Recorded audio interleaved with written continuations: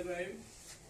আজকে 25 তারিখ আমার নেতা তারেক রহমান সাহেবের আগমন উপলক্ষে সবার প্রধানমন্ত্রী এনায়েত হাফিজ ভাই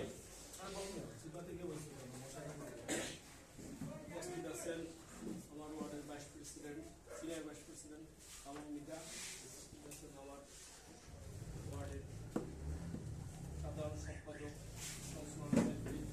কামাল হোসেন কামাল, উপস্থিত আছেন আলিম ভাই, উপস্থিত আছেন আমার ইউনিটের ওয়ার্ডের নেতৃবৃন্দ। সবাই আসসালামু আলাইকুম। ওয়া আলাইকুম আসসালাম।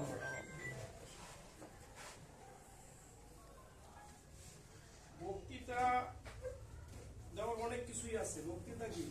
তারেক রহমান বাংলাদেশে আসছে ইনশাআল্লাহ, যে জন্য অপেক্ষা করছি 18 বছর। ঠিক। তারেক রহমান আসার জন্য পাগল হয়ে গেছে শেখ হাসিনা, তাকে আসতে দেয় নাই। আজকাল তারেক রহমান বাংলাদেশে আসছে আর শেখ হাসিনা বাংলাদেশ থেকে পলাইছে। এমন একটি দিনের অপেক্ষা আমরা ছিলাম। ঠিক। তারেক রহমান যেদিন বাংলাদেশে আসবে, আমার বিশ্বাস এদিন শেখ হাসিনা স্ট্রোক করে মারা যাইবে।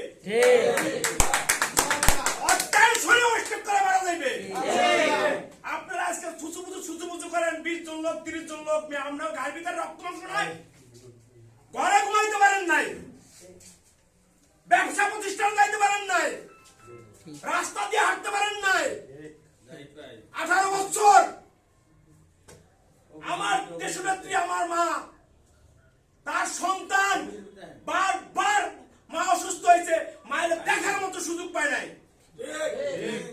6.5 বছর জেল খাটাইছে একটা মিথ্যা মামলায়, এখনো মৃত্যুর সাথে পাঞ্জা লড়ছে। এই দেশ ছেড়ে যায় নাই। 1 সপ্তাহ আগের খবর,